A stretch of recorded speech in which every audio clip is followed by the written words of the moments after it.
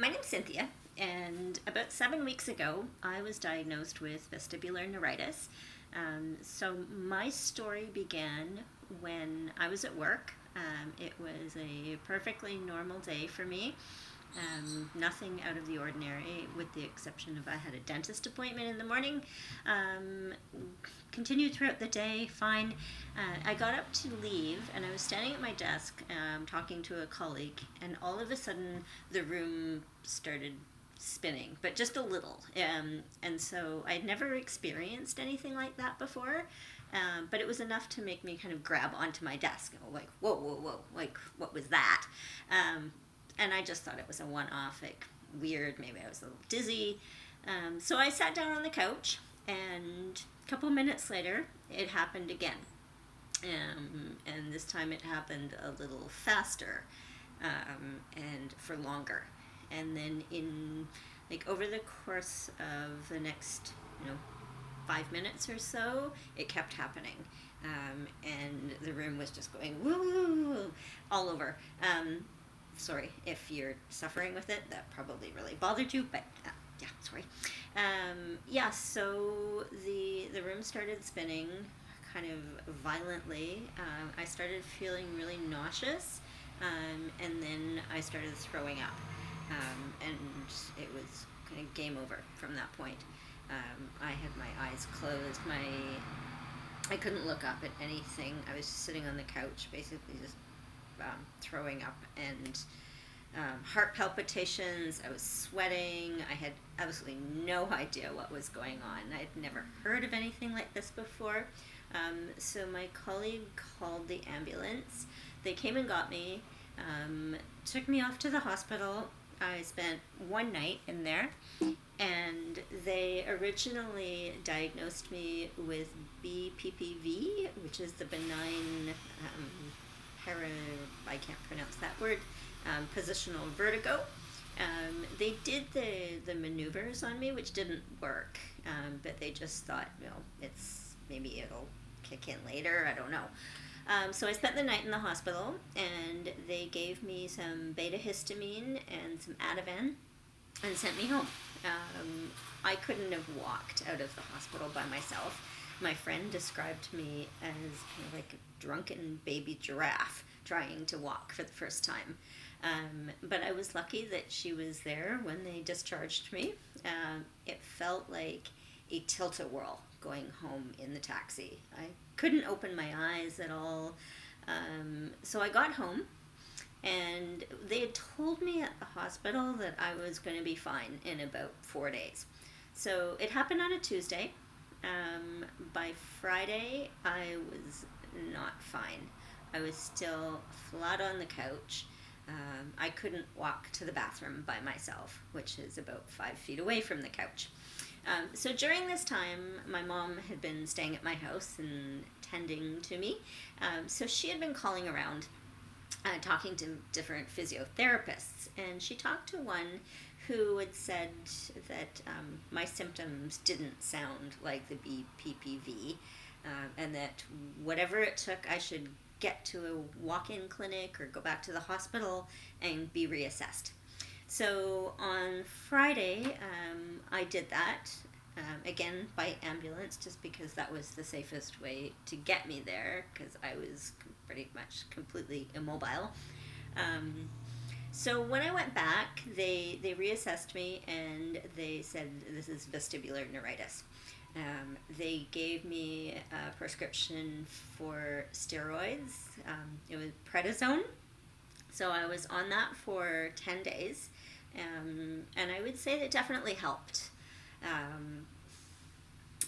It was slow, but it made a significant difference from the time I started taking it.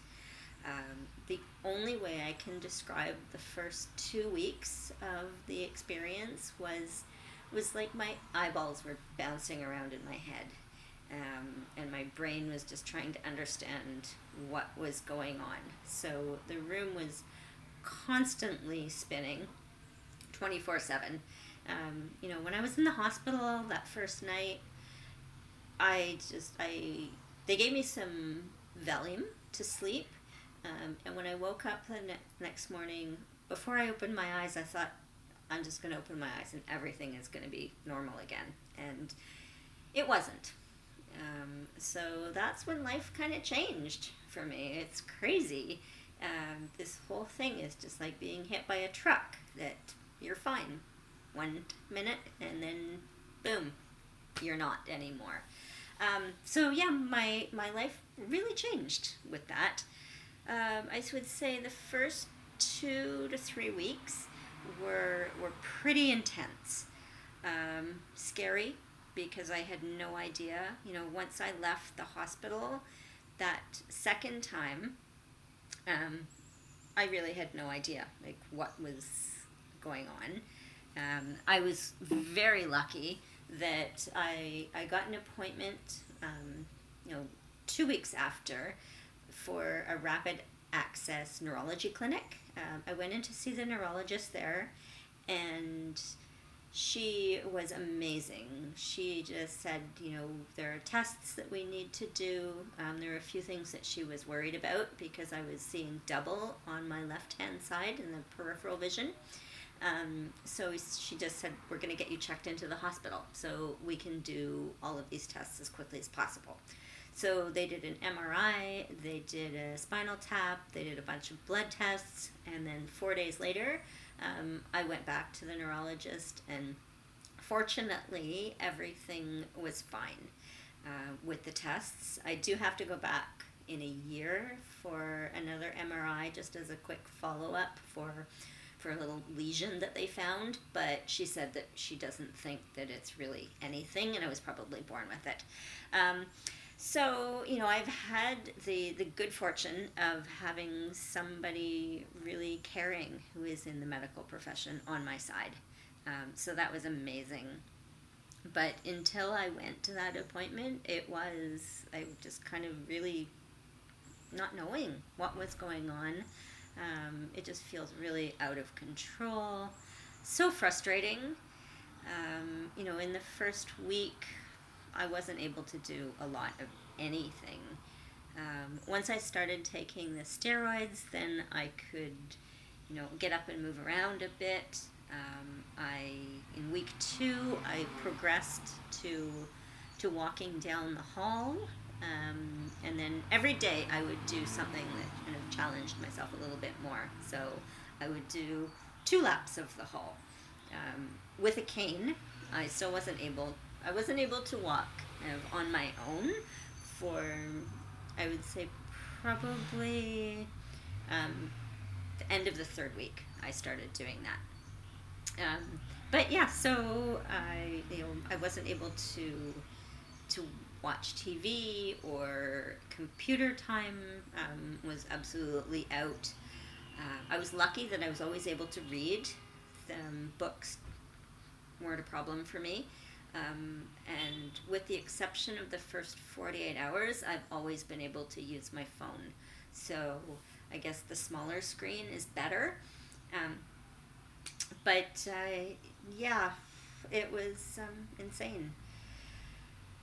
So the change in symptoms have been, I guess, once I started getting out and being able to walk around on my own, I went through a period of time where I had headaches 24/7. Fortunately, they are gone now.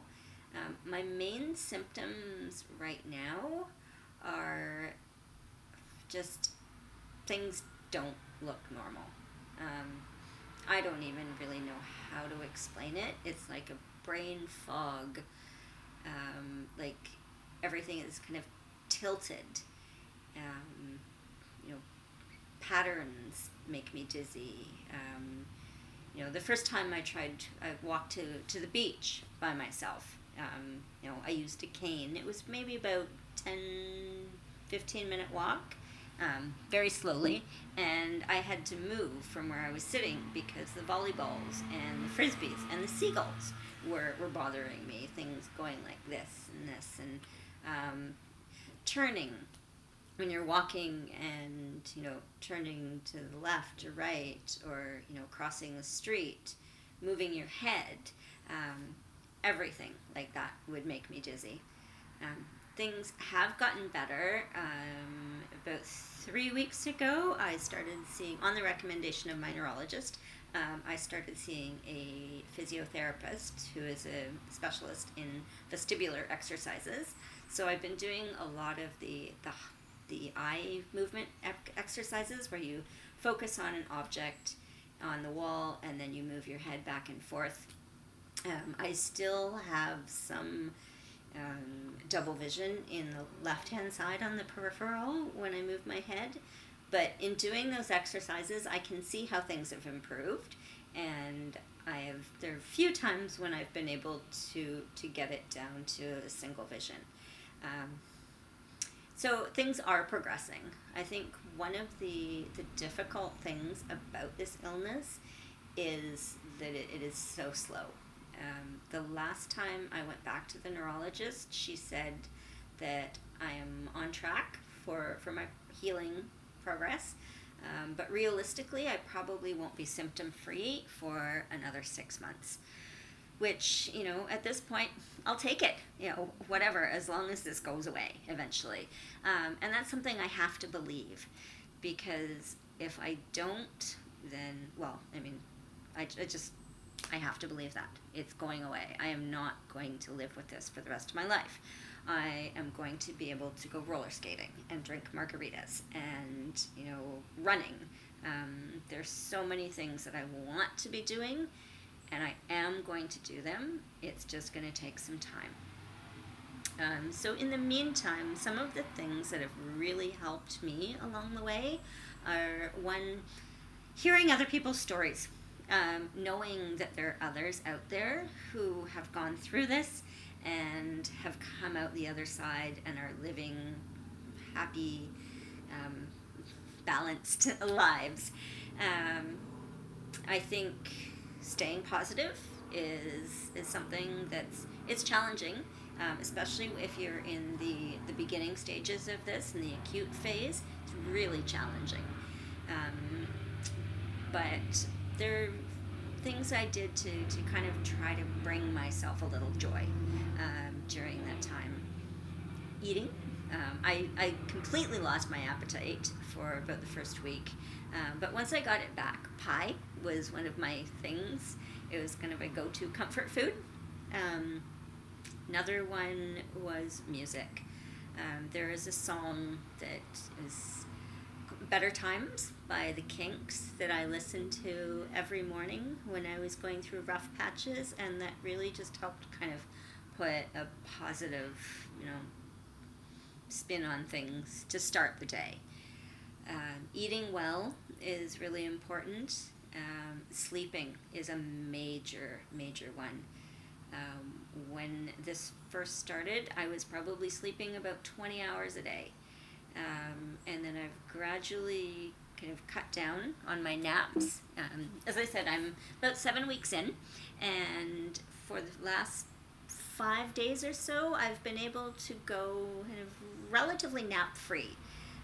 I do have to have what I call brain rests every once in a while, and that's just kind of sitting or lying down with my eyes closed and everything quiet.